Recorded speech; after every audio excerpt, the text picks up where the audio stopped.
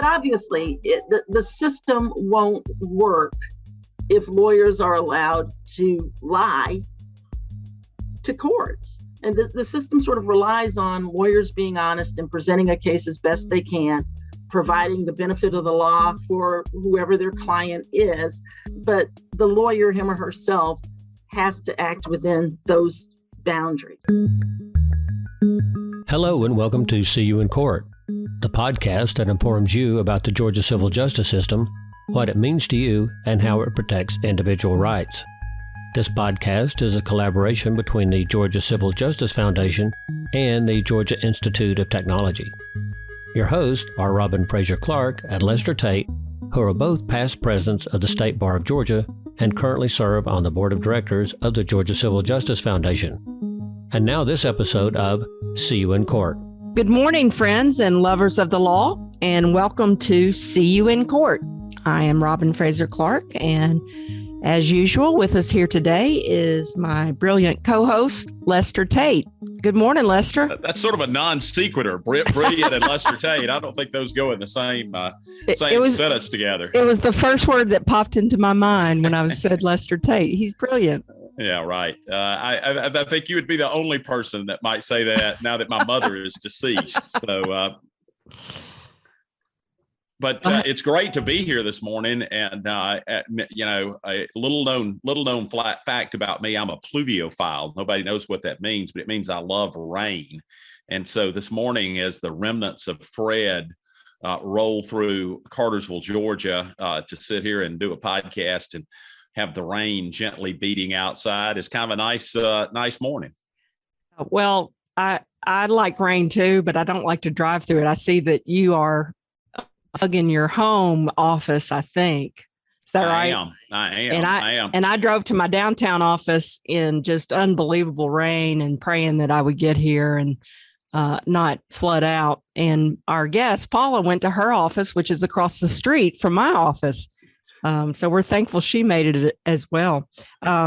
Today, we're going to be talking about interesting topic, the General Counsel's Office of the State Bar of Georgia, what it is and what it means.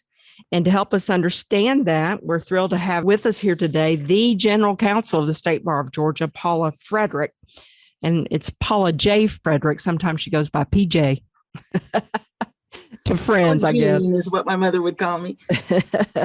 Well, let me tell you a little bit about Paula Frederick. Paula Frederick is the General Counsel for the State Bar of Georgia, a unified bar organization with over 50,000 members. That's just still blows me away. 50,000 members of the State Bar of Georgia. As General Counsel, Ms. Frederick is responsible for interpreting the ethics rules for lawyers, prosecuting lawyer discipline cases, and providing legal advice to the officers and directors of the organization. She has served in the office of the General Counsel for 33 years and was Deputy General Counsel for Discipline before becoming General Counsel in 2009. Ms. Frederick is a 1982 graduate of the Vanderbilt University School of Law and a 1990 graduate of Duke University. Prior to joining the Office of General Counsel, she spent 6 years as a staff attorney with the Atlanta Legal Aid Society, handling civil legal matters for low-income people. Ms. Frederick is a past president of both the Atlanta Bar Association and the Georgia Association of Black Women Attorneys. She is also an active member of the American Bar Association, where she serves as state delegate for Georgia. She sits on the ABA Standing Committee on Bar Activities and Services and recently chaired the Standing Committee on Professional Regulation. In the past, she served on the Commission on the Future of Legal Services, chaired the Standing Committee on Ethics and Professional Responsibility and the ABA Diversity Center, and served as a member of the Board of Governors. Very impressive resume and very, very impressive career. Paula Frederick, welcome to the show. We're glad to have you.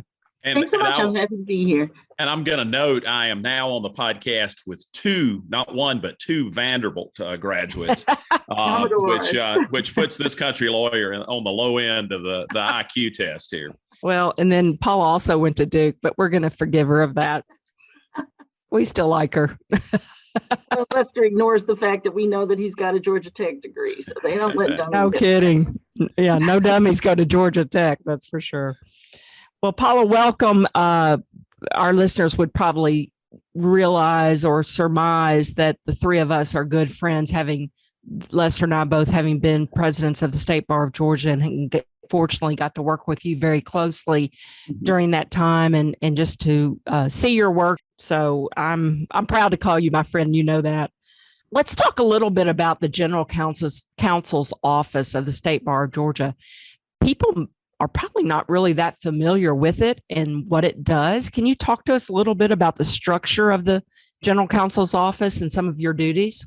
Sure. And I think it's funny because when I interviewed for the job, I didn't know very much about the State Bar of Georgia or what it does. I was an Atlanta lawyer. I knew about the Atlanta bar. It was kind of fun and where you hung out as a young lawyer. But the State Bar had been quietly doing its thing all those years without me paying it any attention. And so I think it's possible that a lot of lawyers don't know a lot about the bar, much less a lot of members of the public. But Georgia is one of 30 some odd states where you have to be a member of the State Bar of Georgia in order to practice law. And so that's why 2 times a year we administer a bar examination for people to take the bar. Once they pass the bar, they have to join the State Bar of Georgia if they want to practice law in this state.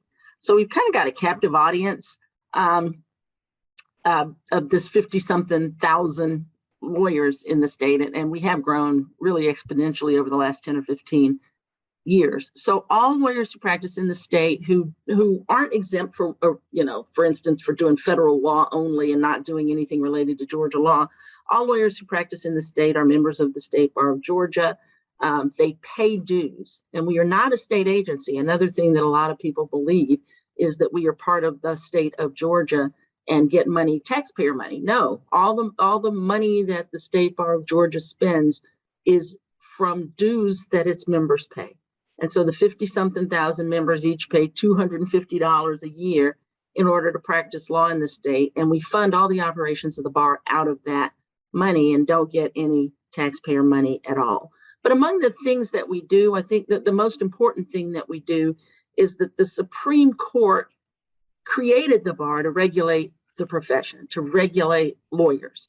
And so we do that by making them take continuing legal education every year to make sure that they keep their skills up and keep up with changes in the law. We also are responsible for ensuring that they conduct themselves ethically. And so we've got a code of professional responsibilities, rules of ethics that lawyers have to abide by. And if they don't, we don't want them to be lawyers anymore in some instances.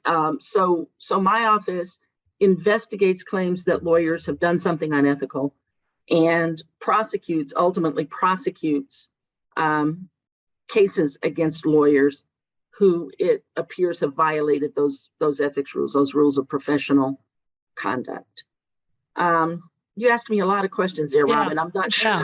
Let me ask you a little more focused sort of question here. So, I think one thing that, lawyers who haven't been involved with the bar a whole lot, if they ever get an inquiry from the General Counsel's office that somebody has filed a complaint against them, freak out and, don't know what to do and that kind of thing. Similarly, the people who make these complaints, sometimes make complaints about things that just really aren't a violation of the Georgia rules of professional conduct. My lawyer didn't win my case. My lawyer gave a tough talk to me and I didn't like what he or she, had to say. And I think, and Robin and I both had the privilege of serving as president of the bar at one time. And when I would talk to groups, I would say, look, I think this system works pretty well. And I know your predecessor, Bill Smith, used to say about the bar disciplinary system that we put our light under a bushel, to quote scripture, as Bill was wont to do, from time to time. And can you kind of describe for us how that process works? Sure. I think, we don't advertise, but people somehow find us when they've got a problem with a lawyer. And so any member of the public, opposing counsel, somebody on the other side of a case, anybody can file a complaint against a Georgia lawyer. But when they have a problem with the lawyer, one of the first things that they typically do is contact the bar, either by email or phone. The building's been closed for a while, but we used to have a pretty brisk walk-in business too, with people just sort of seeing the sign out front and coming on in to see what we do. You didn't have a drive-by though, did you? Exactly. So we have not resorted to drive-by. We get plenty of business through the routine ways. So, but most often people call and they want to know what to do about a lawyer who they're having a problem with. And so for us, the first order of business is the Client Assistance Program, CAP, which just talks to those folks. And it is, as the name says, client assistance. So the cases that we're looking at where it's a client complaining about a lawyer would go there first. They can talk to a paralegal in the office who sort of gets an understanding of what the situation is.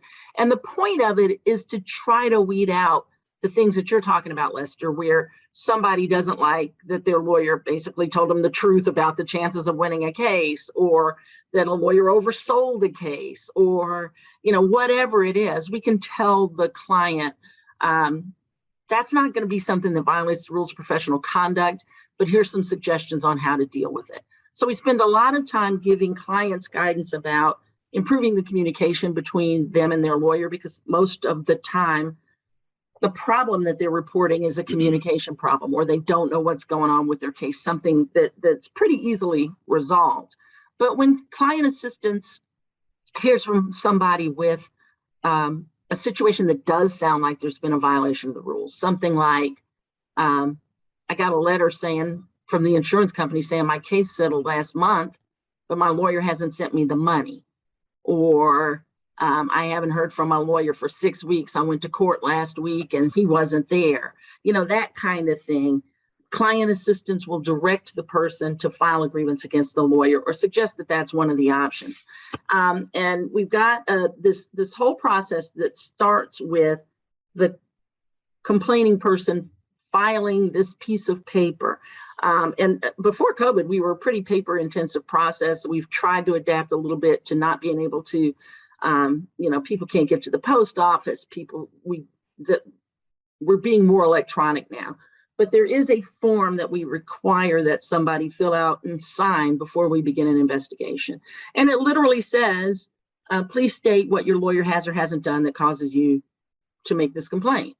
And the person can write out whatever their problem is with the lawyer. So when Lester's talking about lawyers getting grievances, they literally get a copy of that form in the mail, along with a letter from my office saying somebody filed a complaint against you. You've got 14 days to let us know your side of the story. And the person has to respond to us in 14 days, or we consider the thing without the benefit of their response. I mean, we can't make them respond, but if they don't respond, all we know is what the complaining party has told us.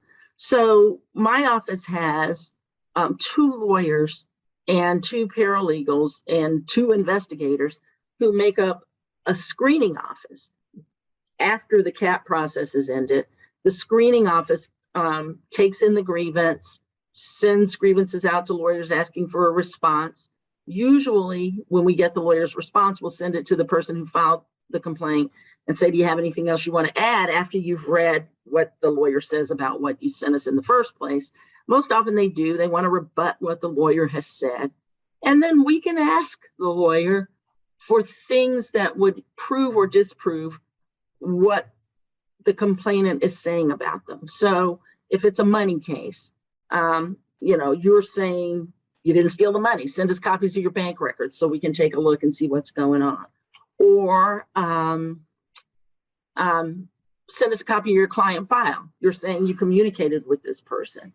And once we gather as much as we can through that informal, usually letter writing process, a lawyer in the office looks at the file and decides whether there's any merit to it. And what our rule says is if there's any evidence there that would tend to show that the lawyer violated the rules of professional conduct, we send the thing on to our disciplinary board. And both of y'all have served on the disciplinary board. You know that routine. The board is appointed by the Supreme Court of Georgia, and the bar president, 50-50 by those two folks. They're representatives from all over the state, and they take a look at these files and they're sort of like a grand jury. They make a probable cause determination of whether there's probable cause to believe that the lawyer's conduct violated the rules. So I can tell you what I remember about being on that panel, the investigative panel or the grand jury process was we'd go to a meeting, and look at, I don't know how many files, go through it all day. And I would just race back to my office in Atlanta to fix whatever I'd screwed up on my files immediately. Like, oh my gosh, I had no idea. I better go back. I'd come back many meetings and check the statute of limitations on everything. It's an eye opener. It scared you to death. A lot of people sit there. I thought you were going to talk about the reprimands. I hated those. Well, let's talk about reprimands, but I hated those. Well, we were going to talk about that board, as part of its duties, can actually impose discipline itself if the lawyer agrees. And it's the lowest level of discipline, the two lowest levels of discipline the board can impose itself, where they think, it's a young lawyer who didn't intentionally screw up, who they think is a low risk for doing something unethical again. So the lowest levels of discipline are a letter of admonition that this group can send out, or these reprimands that I'm mentioning. And it really is a very serious thing. I mean, we're laughing about it because it's, in hindsight, outside of a meeting, just horrible to think about how unpleasant it is. But I had to administer a couple of those. I was the chair, I guess. That's right. You were the chair of the board. Yeah. Years, and it's a pretty solemn sort of thing, and just for our listeners, the process is the lawyer has to appear in front of this group that has, I think it had 14 members at the time I was on it. I'm not sure if that's right 18 now. Yeah. 18 now. Mm-hmm. And so the lawyer comes in and everybody's sitting in there, and you've got this letter, that you, as the chair, you're supposed to read to the folks. And, it'd be, you took Joe's money, to represent him, and then you didn't show up in court, and, whatever had happened in that particular instance. And, the person has to appear there and just sort of, stand there and listens to it. And I remember the very first time I went to one of the first meeting I went to, not a reprimand, because the reprimands take place at a meeting. So I walk into the place where the meeting was, and there's a lawyer I know there, and I say, "Hey, how are you doing? What are you doing here?" "Well, I'm getting a reprimand." I was like, okay, I've already put my foot in my mouth once today, but that's the process. Well, I can remember being on the panel and having to observe a reprimand, and I cringed through.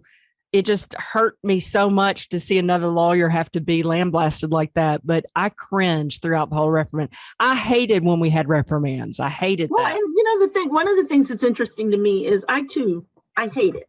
And I remember my predecessor, Bill Smith, would sort of sit there and glare at the person throughout. And I really have a hard time looking at. I'm just embarrassed for him, I guess. But it's interesting to me that for folks who haven't seen it or been through it, they really sometimes call it a slap on the wrist.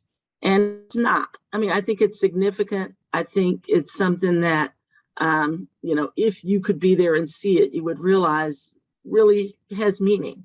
So those are the two lowest levels of discipline. But to sort of get back to where I was in the process, this board makes a finding of probable cause, and they dismiss most of what they get. But where they make a finding of probable cause, they send the case back to my office, and we prosecute a case against the lawyer by filing something in the Supreme Court. We file a complaint, just like a regular civil case. We can do discovery, we interview witnesses, and ultimately have a hearing or work the case out, but have a hearing in the case where we have to prove that the lawyer violated the rules of professional conduct by clear and convincing evidence.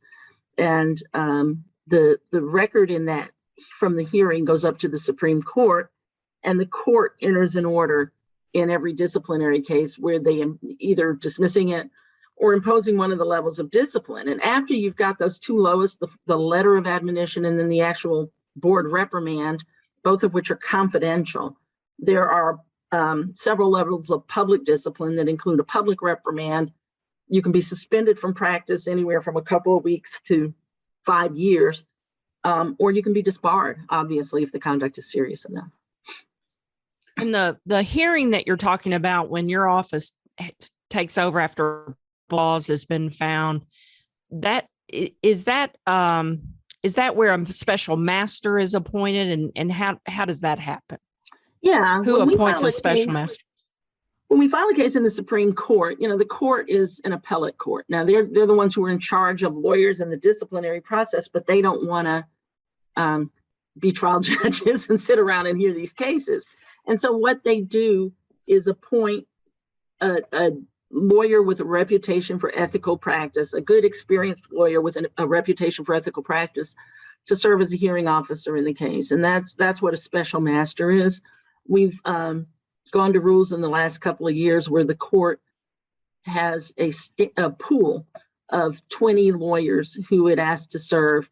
And we're now able, this used to all be volunteer work back when Robin and Lester were presidents of the bar, but we've now moved to a system where we're able to pay special masters an hourly rate for their time.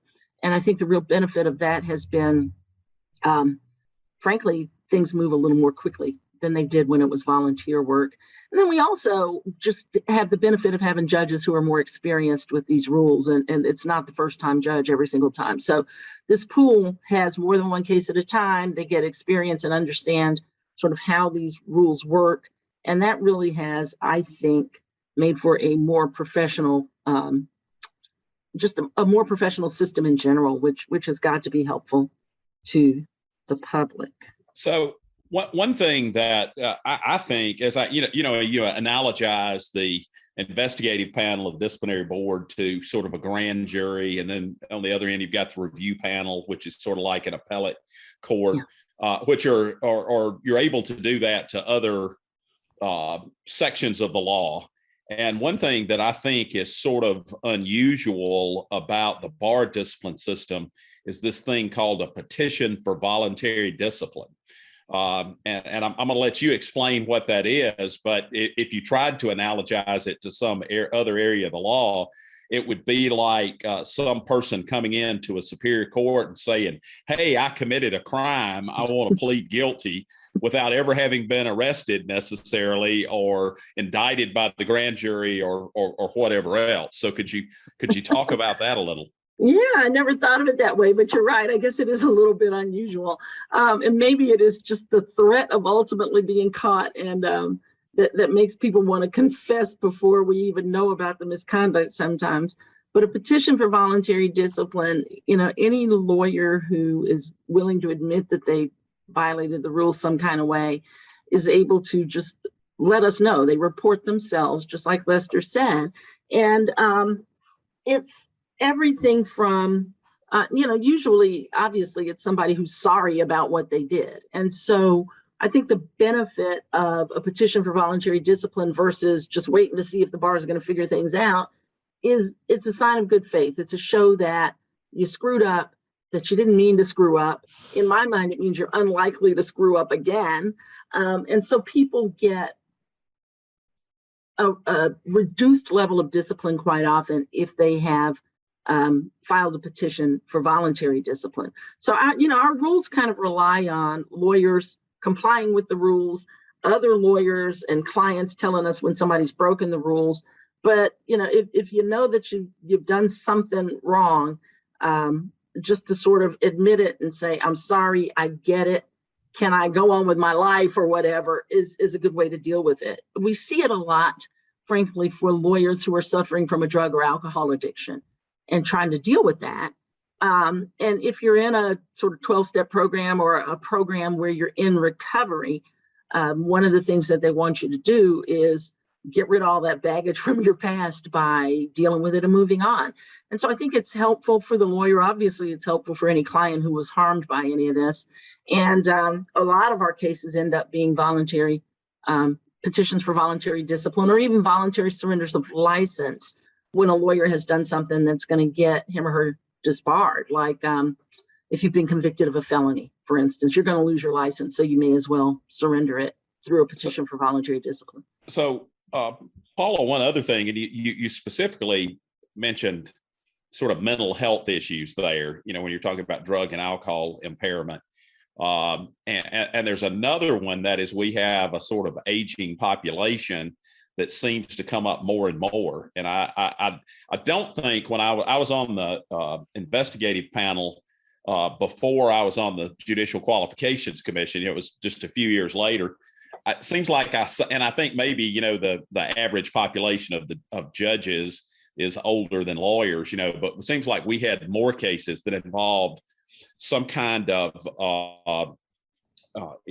dementia, Alzheimer's, aging, competency problems that popped up that were, really through no fault of the person that had them. And I, by the way, let me be clear, I realize addictions are not something, that can be controlled, either. But as we've got an aging bar, what tools and how is the bar trying to handle those issues where folks just really have, maybe been a great lawyer and then they have an issue, a mental health issue that does not really render them competent to practice?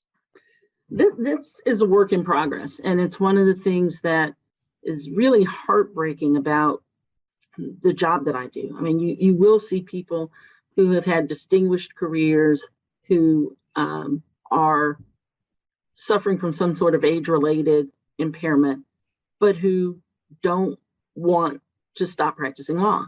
And I used to think it was a man thing, frankly, that men just never wanted to retire. They're so tied up in their identity as a lawyer that for them, sort of hanging it up really is an end of life thing, or maybe admitting that they're not immortal or something like that.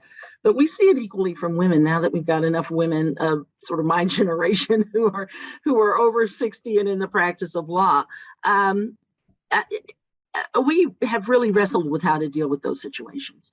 And what we find is that people around the lawyer will see the signs and know that something's going on, but they are either unwilling to deal with it. And it's not easy for anybody to deal with, but they sort of let it go on too long until the lawyer basically commits a ball falls out of the air, or they miss a deadline, or they have some sort of episode in court if they're suffering from something like Alzheimer's, where they have lucid intervals, but then all of a sudden they have no idea who their client is. I mean, it's heartbreaking stories, and people, even clients, are reluctant to report a lawyer because they know the lawyer's reputation and that the lawyer's been a good lawyer.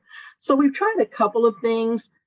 We've got a lawyer assistance program that offers counseling to lawyers and lawyer staff and lawyer family members sometimes to help guide them through the process of easing somebody into retirement if they need to retire.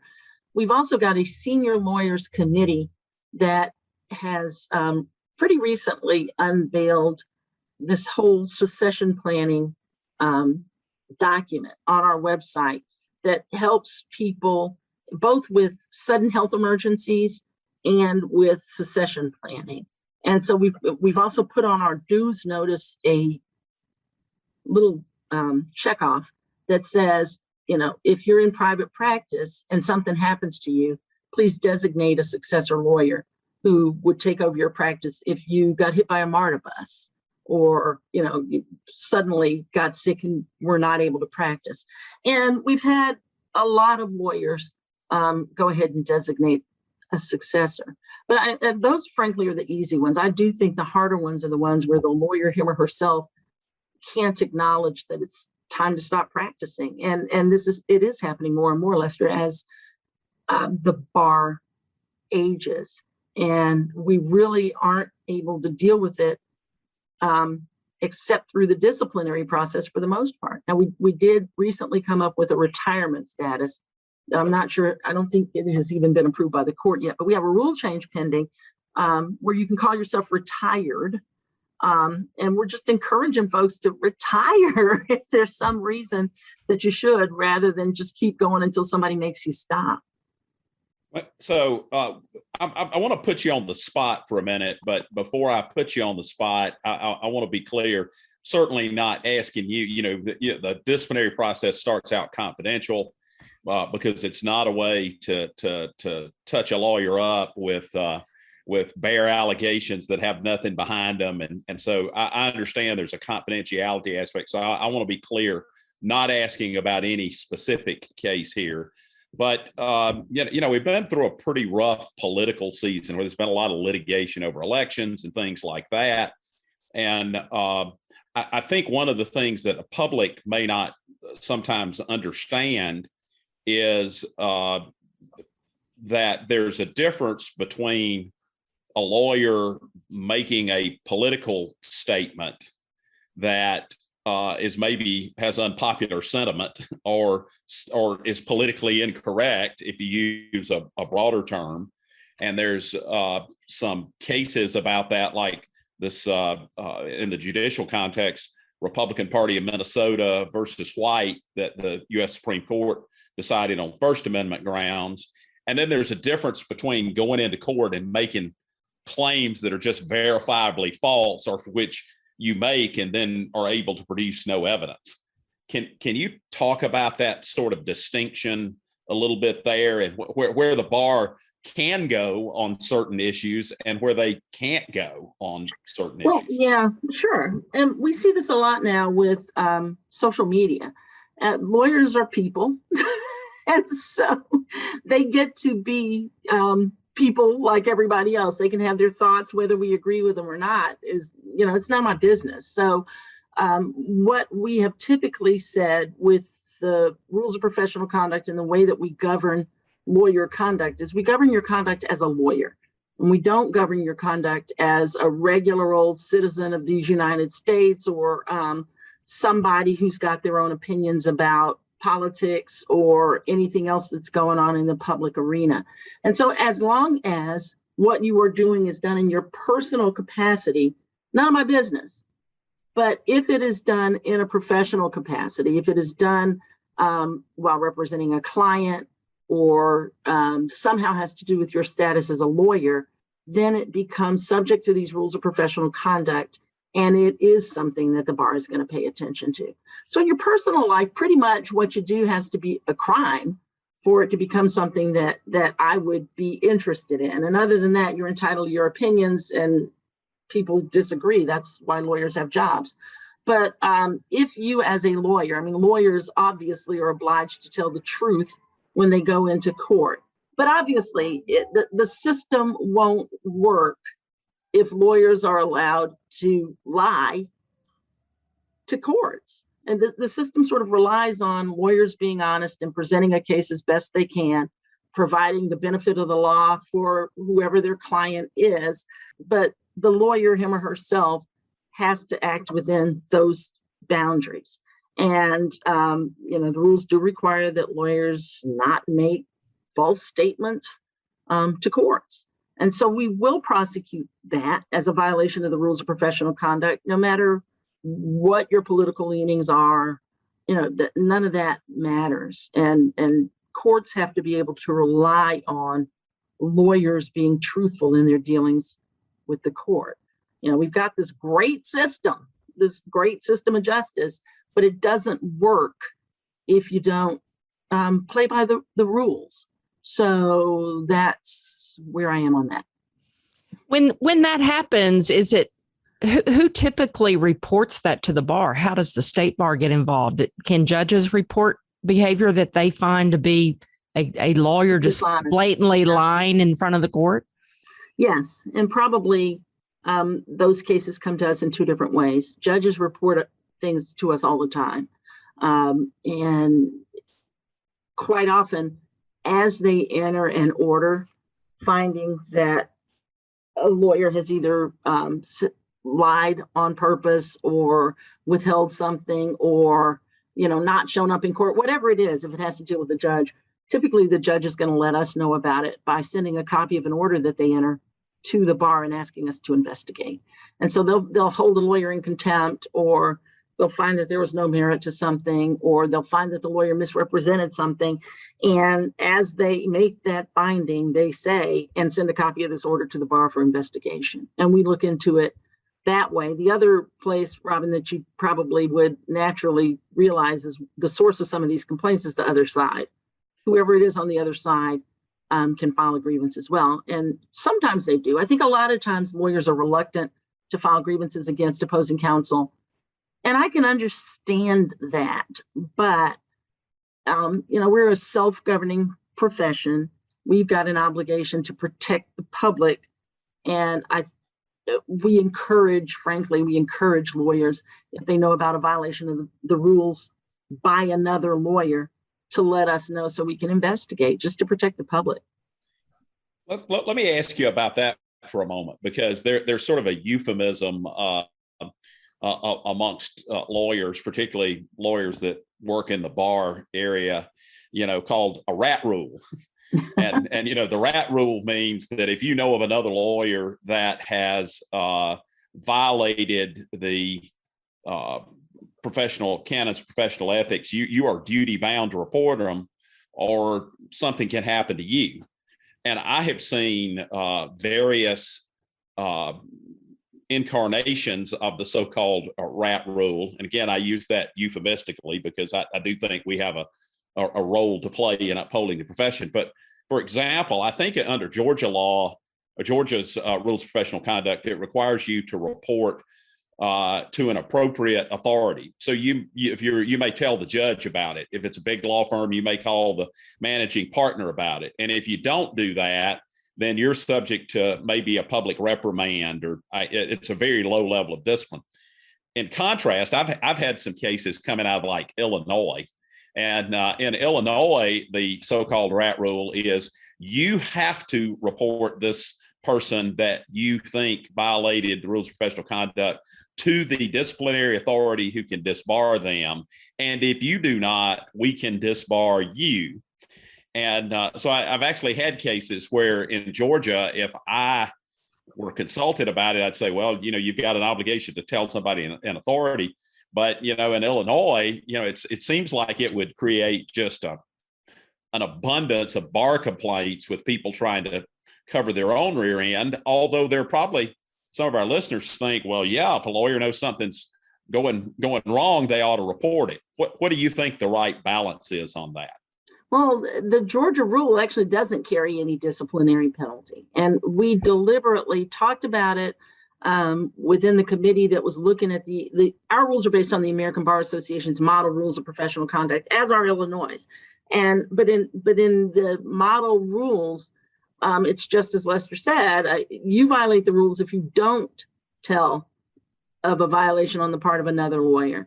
And it's weird. I mean, they've got some case law that really scares people. And I think that's one of the reasons that the Georgia committee declined to adopt the ABA version of the rule. But I think there's got to be a balance there somewhere. And unfortunately, I mean, before I came to the bar, I would have said, nobody likes a tattletale. You're not supposed to rat out your friends or colleagues or whoever. But just looking at it from the perspective of protection of the public, I can also point to a couple of situations where everybody knew that something was going on that was unethical in somebody's law practice. Nobody wanted to tell. And, more money went missing, or more clients got harmed, or something like that. So, I guess I would favor a rule that required some sort of report, depending on how serious the misconduct was. And that if I got to determine, I could do it. But that just doesn't work. In other words, and so I'm not unhappy that we don't have that rule, frankly. I don't. I'm gonna let Robin get a question in edgewise here in a minute. I'm not trying to monopolize you here, and I apologize. But as you're talking, I think of something else. And we've had several, I would say, pretty high-profile lawyer theft cases. here in Georgia, where lawyers and to me, in Lester's Inferno, the lowest ring of hell is for those who cheat their clients. I'm just, I'm out there. But we've had several high-profile cases like that involve people going to the federal penitentiary. We've also seen that on a national scale. If you go on Hulu right now, there's The Hustler and the Housewife, which details the story, and whether it's accurate or not, I don't know. It's television, but of the Tom Girardi, who was a well-known lawyer, was actually president of a couple of organizations that I'm a member of. Prior to this happening, was involved in the case that many of our listeners probably saw portrayed on the silver screen, Aaron Brockovich, and that kind of thing. So, do you think that lawyers stealing from their client is something that's on the increase, or is it something that's just getting greater scrutiny and just sort of being, the wrong that they've done is being brought into the light?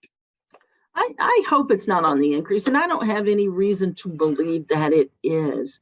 I do wonder if media is sort of making us more aware of situations like that. And that case is just bizarre for a number of reasons. But, we do see cases where lawyers are stealing money to just support a lavish lifestyle. And frankly, I feel like we saw more of them back in the 80s when the whole drug, the cocaine epidemic was kind of rampant, and people were trying to live like Miami Vice or something like that. I really do feel like we saw more of that back then, but we do every year or two just see some brazen, greedy stuff going on where, you're funding your private plane to your private island and it really, it shocks me every time. I don't know why I'm so naive, but yeah, I've been following that Girardi case as well. And it seems to me that there were red flags all over the place. And once it came, the bar is being criticized in California for supposedly ignoring warning signs and not investigating the way that they should have. For us, it's hard because we are a system that relies on a grievance coming in.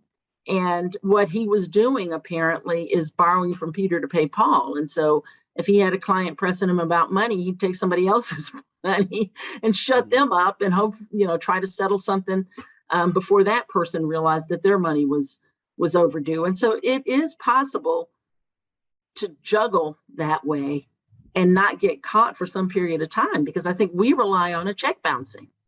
And if nothing bounces for a time, you could probably get away with it for a little while. But no, I hope it's not on the rise. My God, I think people have been,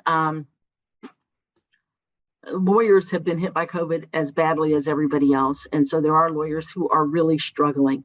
And sometimes we can relate that to these theft cases. But I don't think we're seeing any more of them than we normally do.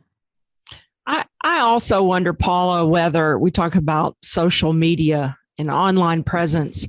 So many lawyers obviously are using that to market their firm and their services. But I also wonder with some of these names that of lawyers that are nationally known but then get in trouble, is it giving them a sense of overwhelming power or fame to the point they feel like they might be able to get away with something? They can do no harm. They can get away with whatever they want to because I'm nationally known and everybody loves me, that sort of thing, thanks to social media. Well, I've never taken a psychology class in my life. That doesn't keep me from having theories about all this stuff. You have a lot of experience, though. I have a lot of experience with lawyers and ego. I think you're right, Robin. I do think there's something about it, that you've got 50,000 friends who don't know you but love you. You know, there appears to be something that kind of gets lawyers excited about that kind of thing. And Robin, you know, I have used you before in CLE programs as my favorite example of a lawyer all over social media, but doing it the right way. And it cracks me up, because if you had come to me and said, should I have this one Facebook page for myself and my business, I would have said, no, you got to have two separate. You can't mingle your own personal life with your practice, and you've done it successfully for years. Yeah, I mean, you comply with the rules. You post things that are true. It's not about how many people follow you and all of that stuff. It really, I think, is more about educating people about the law. And at the same time, marketing your services. So if I go out here and do get hit by that MARTA bus, I'll think of Robin Clark because she's right across the street or whatever. I hope so. But social media is, I think, dangerous in some ways, because it does sort of lure people into thinking that it's real life. It just can't be. It isn't. And they think it's more meaningful, perhaps, than it is. I got a lot of theories about it, but yeah, I do think it is one way that lawyers can stoke their egos and believe themselves to be above the law. Yeah. Talking about social media, let me touch upon a subject that you and I have had many conversations about, and Jenny Middleman have, about when a client or former client or somebody, not even a client, but somebody who knows you, posts something on social media derogatory about you as a lawyer, and whether the lawyer has a right to respond to that. And you can say, well, if it's a client, there are rules that apply to what you can say. If it's not a client, I guess there are other rules that apply. It has always bothered me. I know the general counsel's office had a case involving this once, but it has bothered me that if a former client can say something that is not correct online that may damage my reputation, but I guess I can't respond to that, right? Well, you can't reveal any confidential information about them or their case if you do respond. And so your hands are tied to some extent about what you can say.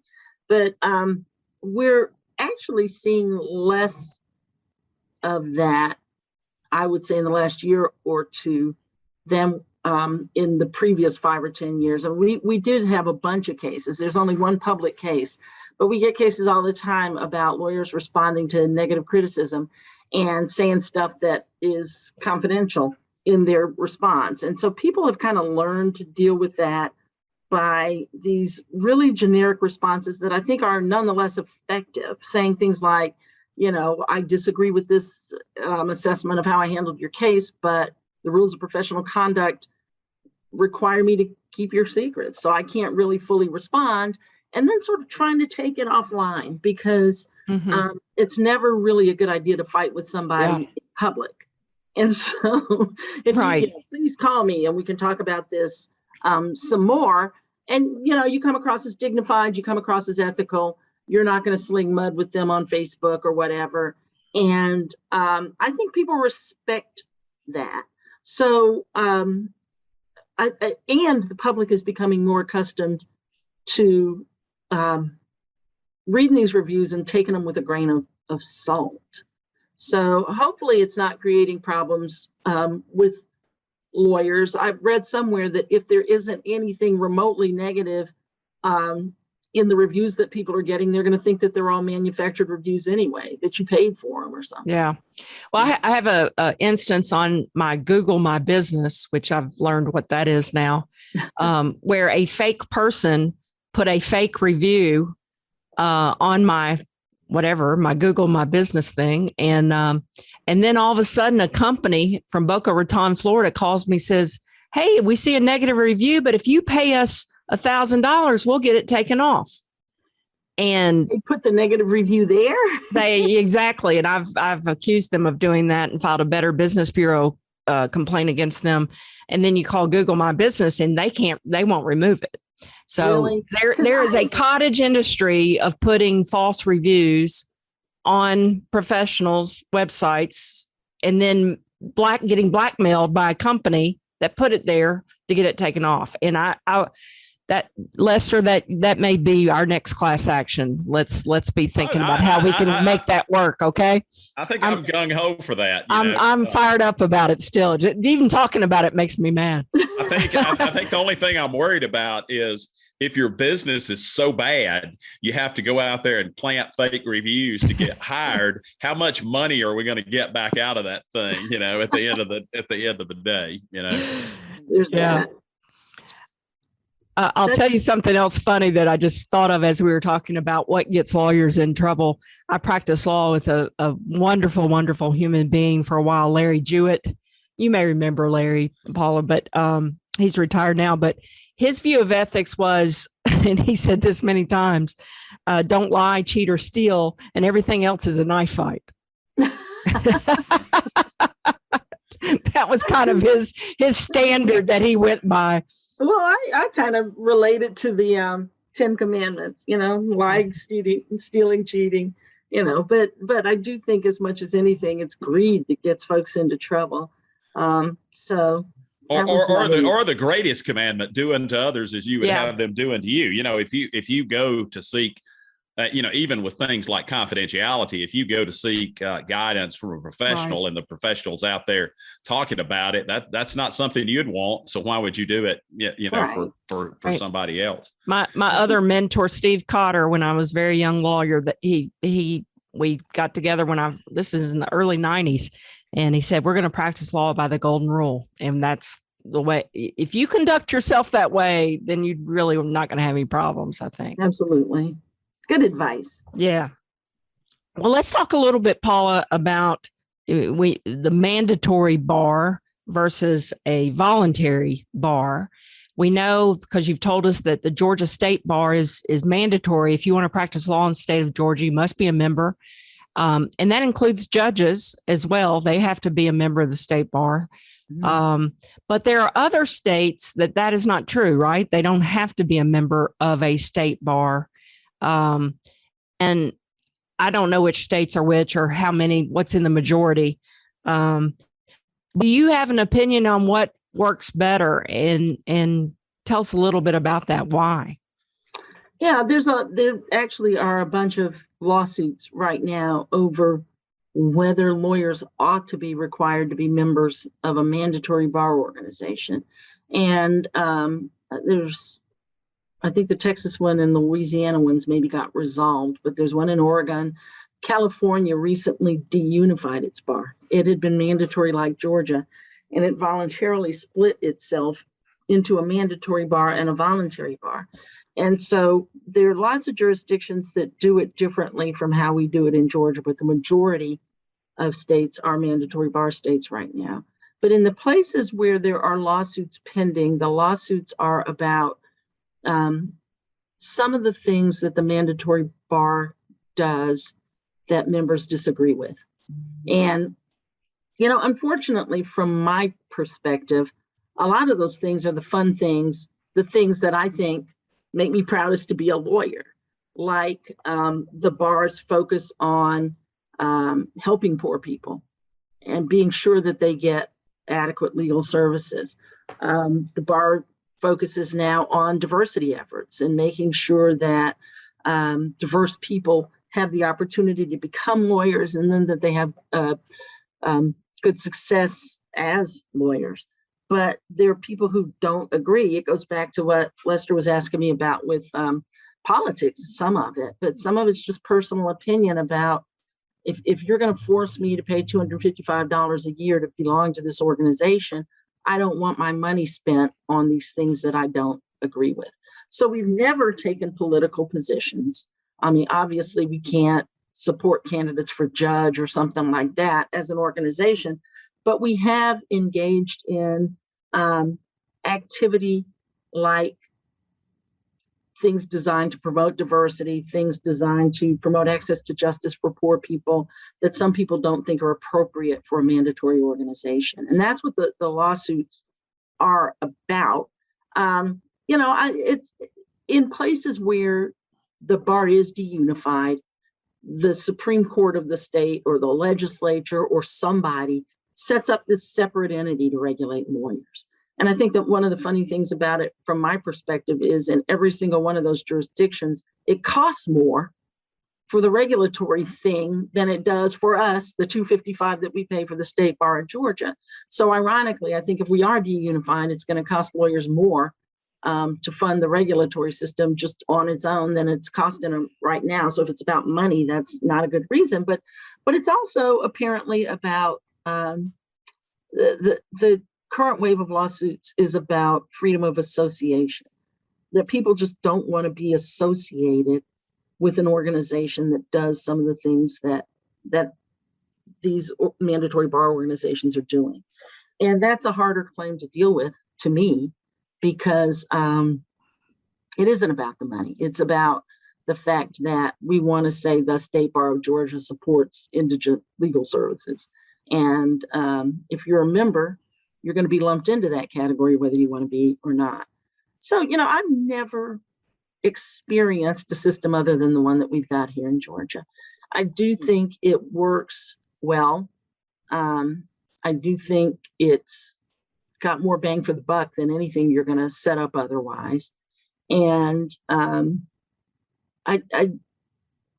don't know. Maybe I just am opposed to change. I think we'll figure it out if the Supreme Court says you can't do it this way anymore. But there's going to be a case at the U.S. Supreme Court in the next few years that's going to make that decision. And if it does deunify us, then the regulatory part, the lawyer discipline part that we do at the state bar now would probably just be done out of an office at the Supreme Court, like bar admissions is. Who funds that? If deunified, who funds the discipline process? Well, I think we could still charge lawyers a regulatory fee, but we'd become probably a state agency. And so taxpayer dollars and lawyer fees. I mean, I don't know. I think that would be up in the air as well.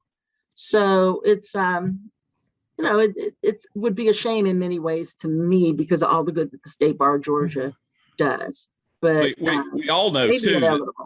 We all know too that the United States Supreme Court, one of the repeated things you get pelted with if you're president of the state bar is about lawyer advertising, and for, most of the history of the state bar, you didn't really have lawyer advertise. It was against the law to do that. And then the Supreme Court says, oh yes, under free speech, you can.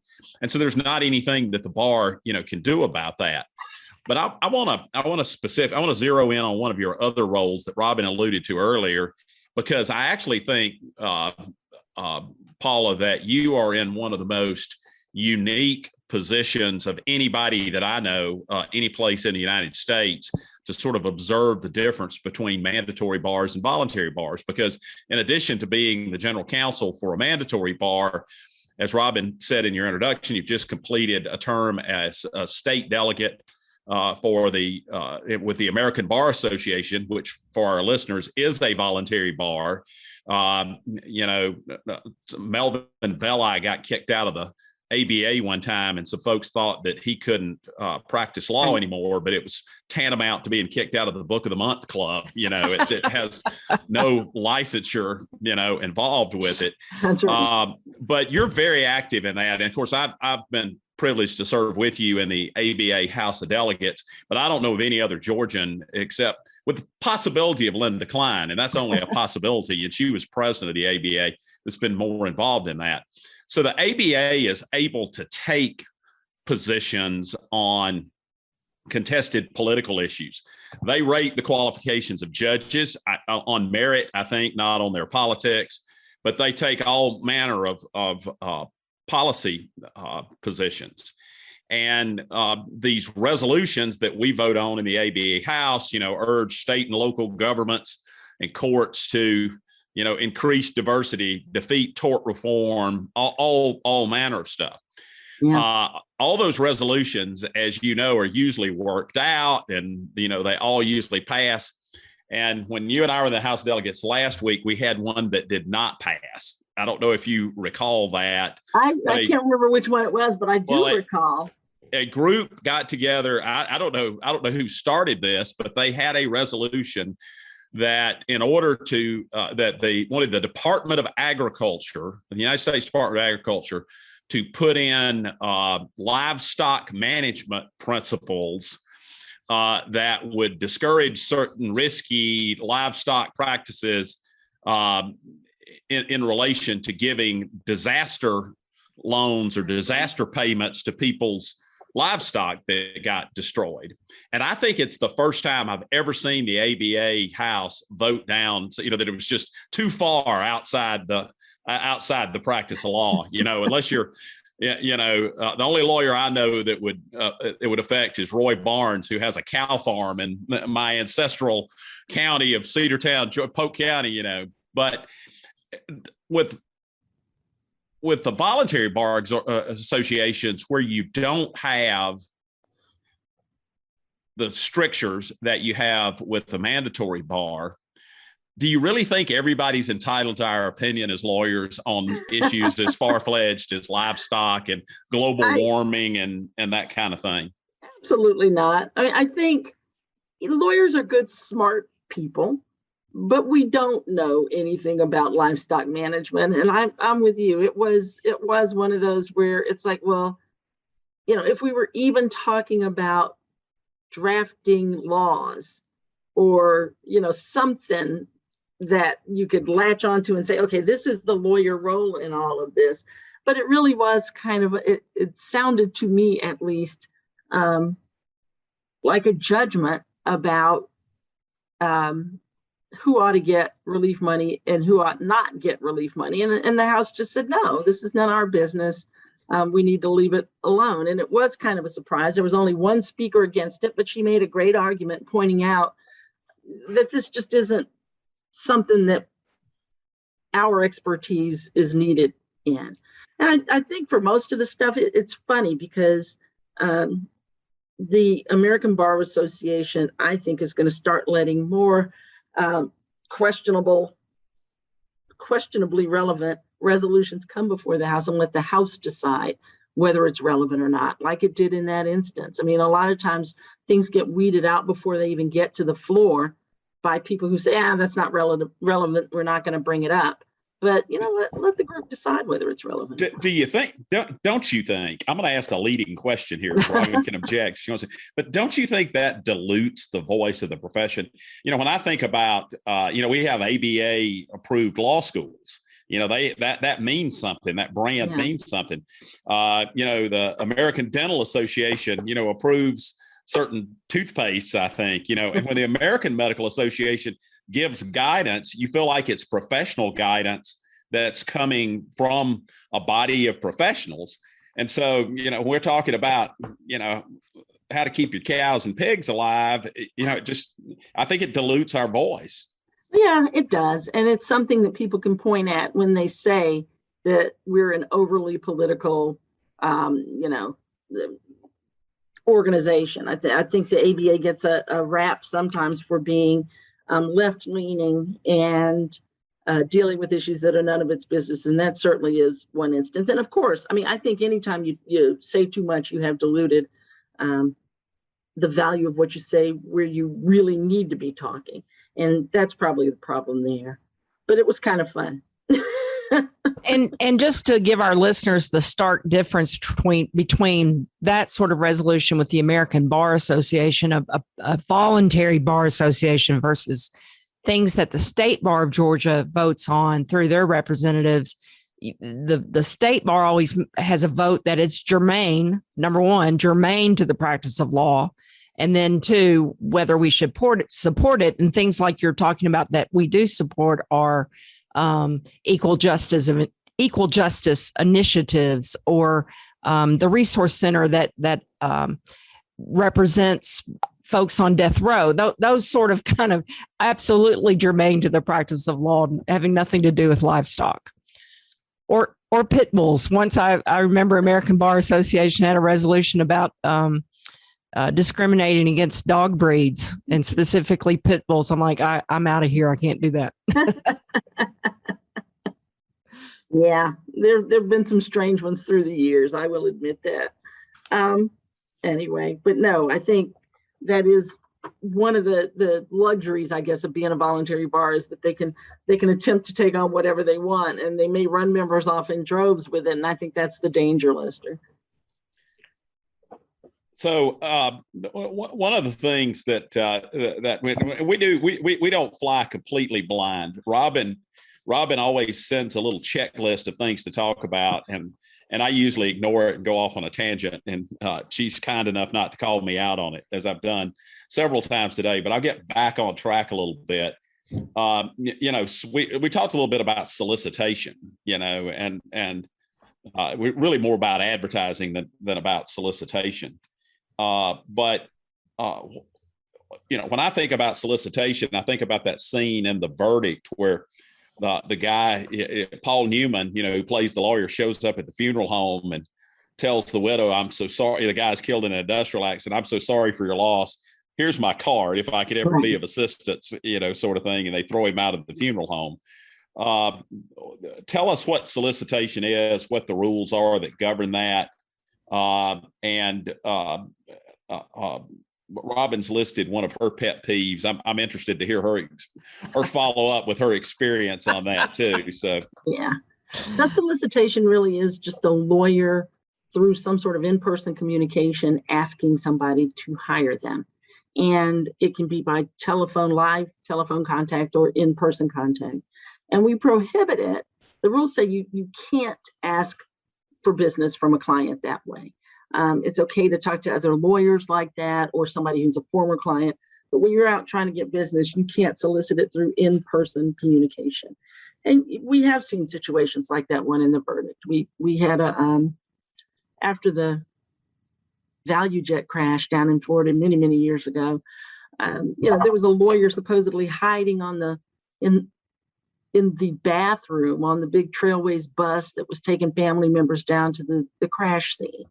Oh my gosh. Lawyers sneaking into hospital rooms to try to get people to sign them up after an accident, that kind of stuff. And the rules prohibit it really because of what my coworker Jenny, who Robin alluded to earlier, says she calls lawyer superpowers, that lawyers are supposed to be trained in advocacy and be super persuasive. And it's unfair then to unleash this superpower persuasiveness on a regular member of the public, and where that person is going to feel pressure. You want them to feel pressure. That person's going to feel pressure to hire the person who's standing in front of them as their lawyer, and that the decision ought not be a pressure-filled decision, that it ought to be something that the client can do more thoughtfully and dispassionately and without feeling any pressure at all. And so we prohibit lawyers from in-person solicitation and say instead, if you want to send them something in writing, you can do that. But it shouldn't be about, I'm the first person who got to the accident scene and I'm in your face and you're scared not to hire me. So the rules prohibit it. It's a hard thing to regulate just because obviously the problem comes when somebody is in person soliciting, and most of the time there's no record of how that happened, what was said, and people's recollections differ. So we have real mixed success on those cases because they're hard to prove. Unless the runner keeps a log, which has happened in certain cases before. Yeah, we had somebody who was paid to solicit business on behalf of a lawyer one time, and that's against the law and against the bar rules. And the person who was paid, the runner, as we call him, kept this beautiful record of how much the lawyer paid him for every case that he got. And so once the runner provided that to the bar, the guy was prosecuted, I think, by the feds. The lawyer was prosecuted criminally, and we prosecuted a disciplinary case. So sometimes you're right, the evidence falls into your lap, but most of the time it's kind of a he said, she said. You don't even know who you dealt with. Somebody turned up in my hospital room and got me to sign this guy up. I don't know who it was. They're just really hard cases. So my pet peeve in the area of solicitation is what's known as geofencing. We've talked about, you and I, Paula, have talked about it before. And geofencing is when a lawyer pays for internet boundaries at a particular place so that his or her website comes up when a potential client is in that fence, that internet fence. And what we're seeing is they're fencing around places like Grady Memorial Hospital emergency room. So when there's been a bad car wreck, and the loved ones worrying whether their loved one in a car wreck is going to survive, and they're sitting in the ER, all of a sudden a lawyer's website pops up saying, I handle really, really bad car wrecks. So we know if a lawyer did that in person, sat in the emergency room and walked over to the grieving person, oh, did your loved one just die in a car wreck? Here's my card. But now they do it through internet geofencing, which I don't know why that's not solicitation, but apparently there are either some cases on it or some guidance that says, no, that's okay. Not in person. Yeah. It really does come down to that distinction that I was talking about, whether it's something where there's this pressure from an in-person contact. And something like that is kind of like an ad, a banner ad running along the bottom of your TV screen or something that you can ignore if you want to. And so we haven't found that that's the same as in person. The pressure's different, I guess. And these rules, I think, do a pretty good job of regulating the stuff that's going on. But something like, who thought of that? And what's next? And so I do think you get kind of closer and closer to conduct that's going to be harder to ignore. And it's possible that the rules will change. But right now we see that the same as we see a written communication that's allowed. And does the state bar, does your office regulate TV advertising, lawyer advertising? Yes. How does your office get involved in that? Well, most of the time, all the time, somebody has to bring it to our attention that there's something on a radio ad or a TV ad that they believe violates the rules of professional conduct. And what we typically do, we've sort of got a standing directive from our disciplinary board to first contact the lawyer who's responsible for the ad and try to get them to fix any problems with it. And believe it or not, that works a lot of the time. If there is something in a statement that's misleading or a statement that's not true, basically those are the standards. It has to be true. It has to be untrue or misleading for us to regulate it. And, opinions differ about what that means, what's misleading and what's not. People will make statements about, I've never lost a case. And you find out that they've never tried a case. And so, yeah, I've never lost a case. I settle everything. Is that misleading? Yeah, maybe it is and maybe it isn't. We actually took a case like that to the board at one point, and they said, you got to find clients who were unhappy with the way their cases were resolved to say that that's really misleading. And maybe the client wanted their case settled, didn't want to go to trial. So, it's all a matter of degree on this stuff. And when we get grievances about what's in a lawyer ad on TV or the radio or a billboard, we do have rules that we make the ad comply with. But because of that Supreme Court case that Lester was talking about, it's a fairly low threshold. And if there's nothing that we can point at and say this isn't true, then we're probably not going to be able to do a whole lot in terms of a disciplinary case. What would you say is the hardest part of your job as general counsel? I'm frustrated that we can't fix things for people sometimes. I mean, there are a lot of situations where a member of the public has kind of been done wrong, if that's a legal term, by a client, where something bad has happened, where if the lawyer hadn't been a sloppy lawyer or a bad lawyer or an inattentive lawyer, things would have come out better for the client. And on this side of it, there's nothing to be done to fix it for the person. And that really is kind of heartbreaking, particularly where it's a lawyer who isn't going to be able to do anything in terms of sort of a malpractice type payment. I mean, people are just out of luck sometimes. And the randomness of that is is a shame, but a lot of times it disproportionately affects the people who can least afford that their money got stolen and they're not going to get all of it back. So that I think is the hardest part, is just letting people know we can't make it right for them. We aren't a court. We can't change the outcome of their case.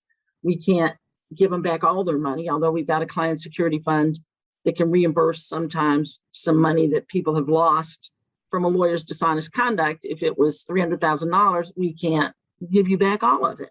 And there may not be a remedy for what has happened to them. So that's just a shame. And I think that's the hardest part. On the other side of that coin, what's the favorite part of your job? I like the discretion that we have to try to fix things, and to give a lawyer a break. If a lawyer really was going through a bad stretch and something bad happened, or to help a client find a way to make the best of whatever's going on. It's probably what you guys like about your jobs, just the feeling that you're helping people in a way that only a lawyer can help people. So, that makes you proud. Yeah, I thought for a minute there, you're going to say you like the best thing was hanging out with people like Lester and me. That's right. Lawyers are fun. I do think, everybody, Lester likes to talk about lawyers and that kind of thing, but I know exactly what he means. It really is. I said it already. Lawyers are generally thoughtful, smart people. They're great storytellers and just sort of fun to be around. I was thinking earlier when we were talking about lawyers and sort of, different political views and things like this. I'm reminded there's a great story in Georgia about when Senator Sam Nunn got elected to the Senate, and Herman Talmadge had been there forever. And Senator Talmadge said, well, now, Sam, I hope you're answering all your mail that you get. And I'm sure, too, the bar, gets a ton of mail, from folks. And he said, "Oh yeah," I answer it except for those nuts, that write us, from time to time. And he says, "Good God, you gotta answer that too, Sam. The nut vote's worth about 10% in Georgia." And but it strikes me that the bar probably has its 10%. We've got our 10% of nuts as lawyers, too, and probably don't want to be judged by those. But I just think y'all do a really great job of regulating the profession. And when I think back when I was president, and Robin knows, you're kind of on the speaker's trail and you always get questions about the disciplinary system. And, I think I've had 3 complaints filed against me, all of which were dismissed. 2 of them before I ever even knew they had been filed because they didn't state any claim. And so I didn't hesitate to tell people that because I didn't feel like it was some knock on me. It was it was just the process of being in the arena, and some folks are going to take shots at you, from time to time. But hey, we've got a system that works, and it worked for me, and I think it works for most people. And so I think you do a really great job there, Paul. Well, thank you. I appreciate that. I second that. I'd like to know and give you an opportunity to tell us what you've practiced for a long time. 30. Well, I've practiced 33, so you've probably practiced 35 years, maybe. I don't know. What's graduated in 82. So what's the highlight? Do you have a highlight of your career? Is there one thing you can put a? Yeah, it really does make you think. Well, what is the highlight? What's the low light? I mean, I cannot come up with one moment where I thought, oh, this is why. I got lots of little moments where I'm like, this is why I wanted to be a lawyer, but I can't think of one. I was really proud to be president of both the Georgia Association of Black Women Attorneys and the Atlanta Bar. But I feel like that's kind of selfish to say, well, that was a highlight of my career, but it was. But I think it should be more about actual lawyering. And I can't really come up with one. Well, your whole career really speaks volumes about what an incredible lawyer you are and how great you've been for us for the State Bar's General Counsel and all of your positions. So we definitely appreciate your service to the State Bar and their lawyers of Georgia and then to the people of Georgia. Hats off to you. We appreciate you. Paula, one of the last questions that we always ask every guest, and I gave you a heads up so you'd have time to think about it, is what is your definition of justice? And that was another good thought question. And, it's funny because my predecessor, Bill Smith, used to hate it when I said I just wanted things to be fair. And he's like, nobody guarantees anything's going to be fair. And it's like, well, they don't, but it should be. And I don't know, I guess that for me, and for me, what that means is sort of a level playing field. That means, in a state like Georgia, where, I'm now part of the good old boy system. I have to admit it. I know all the lawyers in the state, and I knew their daddies at this point because I've gotten older. And you see how that looks to somebody who's not a part of it, to a regular citizen coming into a courtroom where everybody seems to know each other and they're buddies, and you're the stranger and things don't go your way, and you're just convinced it wasn't fair. And so I don't know what we do about that. But for me, justice is fairness and a level playing field, and people being treated equally and playing by the rules that mean that they're colorblind, all of that. Very good. I just want to say, I think it was either at the beginning of my term or just before my term as president began that I was able to hire Paula Frederick as the general counsel after being the deputy general counsel. And I just want you to know, Paula, I count that as one of my greatest successes that we got you and have been able to hold on to you and the tremendous job you do. Well, I love my job, so thanks a lot. I forgot that was you. He preached me into heaven that day, Robin. I tell you that, board, anybody who was about to say, no, we think we need to do a wider search or cast a wider net after Lester got through praising me, they all voted unanimously to approve me. So thank you for that, Lester. I was able to use my lawyer superpowers, and they didn't get me with kryptonite that day. Lester's pretty persuasive guy, but he definitely got that one right. No question about it. Well, thank you, Paula. I enjoyed this. Yeah, thank you, Paula, for spending some time with us this morning. Again, we've been talking with Miss Paula Frederick, General Counsel of the State Bar of Georgia. You may learn more about the General Counsel's office on the bar's website, gabar.org. Thanks again, Paula.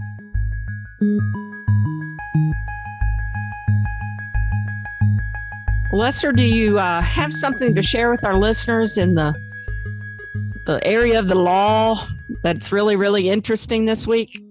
I do. I believe this was from 5 days ago that Justice Amy Coney Barrett, the recently appointed, nominated and confirmed by President Trump, declined to block Indiana University's vaccine mandate for students coming in this fall.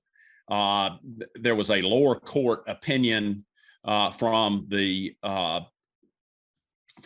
Seventh Circuit, which basically said that vaccine requirements have been common in this nation and stressed that the school's policies allow exemptions for those who have medical issues related to the vaccine or religious objections. So I want to sort of applaud that decision, not from I think I probably could applaud it from a public health standpoint, but I don't want to do what we were talking with Paula earlier about lawyers giving opinions on things outside the law. But I do think, I can remember as early as elementary school having to have vaccinations for certain diseases before I could go to elementary school. Folks like you and I, Robin, who have sent kids off to college know that, there were certain vaccines and medications and treatments that you had to have in order to be admitted and matriculate at a particular college. And I think from a standpoint of the law that that is the correct decision, unless you're going to, throw out, probably 50 years of jurisprudence on that question. And I know that some people want to make the coronavirus vaccine a controversial political issue. We've got a lot of folks out there who, to quote Spoon River Anthology, are pickers of rags in the rubble of spites and wrongs. But I think this was a correct decision. The full court may weigh in on that decision later on, but I applaud the Seventh Circuit, and I applaud newly confirmed Justice Barrett on her decision on that. Great point. And I encourage everyone to get vaccinated. When the vaccine first became available, I was so happy because I thought, great, courts will be back open. We'll have jury trials again. It's done. It's over.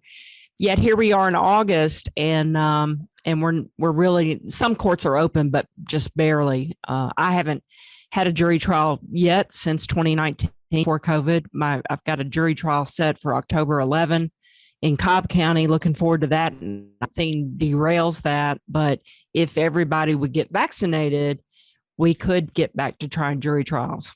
I want to add something to that, which is, and I think particularly for members of the public who don't like jury trials, or they get called on jury duty, but they don't actually get selected for jury duty. And so, like you, Robin, I hadn't had a jury trial in the last couple of years, for pretty obvious reasons. But we did restart jury trials in civil cases here in Bartow County, where my office is. And so, interestingly enough, I don't think I didn't even settle very many cases, over that past 2 years. But when and this wasn't even my case, it was another case. It was a case another group of lawyers asked me to try for them. And we got number one on the trial calendar for Monday morning. And on Thursday, I get a call from another lawyer. And by Saturday, we had the case resolved. Then I had another one. We go to a pretrial conference. We're going to be number two on Monday. 2 days after the pretrial conference, the case settles. And so the presence of jurors, where they actually have to decide a case or not, just the availability of jurors to get cases decided, that's what keeps the wheels of justice turning. And we ask that question every time about what is justice. I think I can say injustice is certainly not having the opportunity to have somebody decide your case and reach a decision in it. And that's a big part of what we've been through in the last couple of years. Thanks, Lester. My story I want to share with you is about an actual jury verdict that occurred in California. They have begun opening their courts and having jury trials. And this was a whopper that I want to share with our listeners.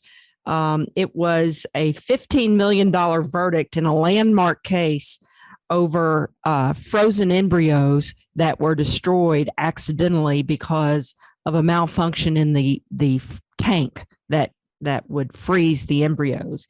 And the case was against Chart Industries that manufactured the storage tank, and against Pacific Fertility Center, where women could store their eggs and have them implanted in vitro fertilization.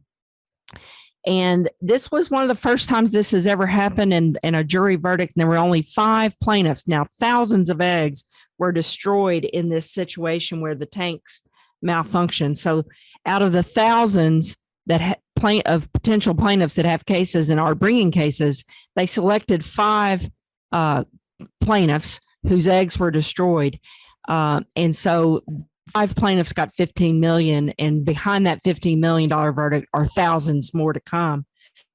I think there were 3,500 eggs lost. So lots of more claims coming. It's a landmark case.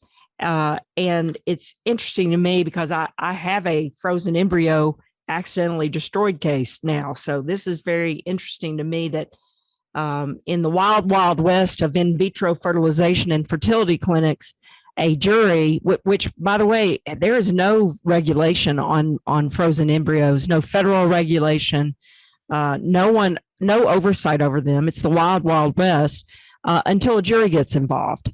And when a jury gets involved and sees the conduct, the jury does the right thing and awards damages. Now, to some of these families who lost their frozen eggs, those are the only eggs they ever had or ever will have. They will never be able to have their child, their genetic child, again, because of this negligence, which is overwhelming. And I was telling my niece, who is 36, and she was telling me a lot of her friends her age are getting their eggs frozen. And I told her about my case where a woman's last 2 eggs were accidentally destroyed, and the look on her face is just overwhelming. And that's what I think this jury in California said is this is unbelievable, and leave it to a jury of 12 people, the smallest form of local government known to man, to do justice. And I'm looking forward to seeing the rest of the 3,500 cases. But hats off to those lawyers. It was attorney Dina Sharp and Amy Zimmern in San Francisco, and they've got more to come. I'm curious, was that on a tort like negligence basis, or was it just a straight breach of contract? You contracted to keep these eggs safe and failed. Yeah, I don't know precisely the answer. My guess is it's a little bit of both breach of contract, but also intentional infliction of emotional distress and all of those kind of tort claims that would naturally right. Go with that. Right. Interesting. Yeah. Great show today. Really enjoyed talking to Paula. Yeah, it's great to have her. She's a great friend and a great attorney, and we're lucky to have her on the State Bar General Counsel's office. All right, Lester, I don't have anything else. Do you? I do not. Right. Okay. Stay safe and stay dry today. I'm going to try. So I guess until next time, we'll see you in court. Thank you for listening to See You in Court. Brought to you by the Georgia Civil Justice Foundation and the Georgia Institute of Technology. Please subscribe to this podcast and consider writing a review. You may find related documents to this week's episode on our website, seeyouincourt.podbean.com. Please send any questions, suggestions, or ideas to seeyouincourtpodcast@gmail.com. The producer of this podcast is Raz Misher. We thank Noreen Hassan, Associate Professor and Director of Outreach and Community Engagement of the Georgia Institute of Technology School of Literature, Media, and Communication, and the Georgia Tech students who help bring you this podcast. I'm Fred Smith, Executive Director of the Georgia Civil Justice Foundation. You may learn more about the foundation at fairplay.org. On behalf of Robin Fraser Clark and Lester Tate, until our next episode, we'll see you in court.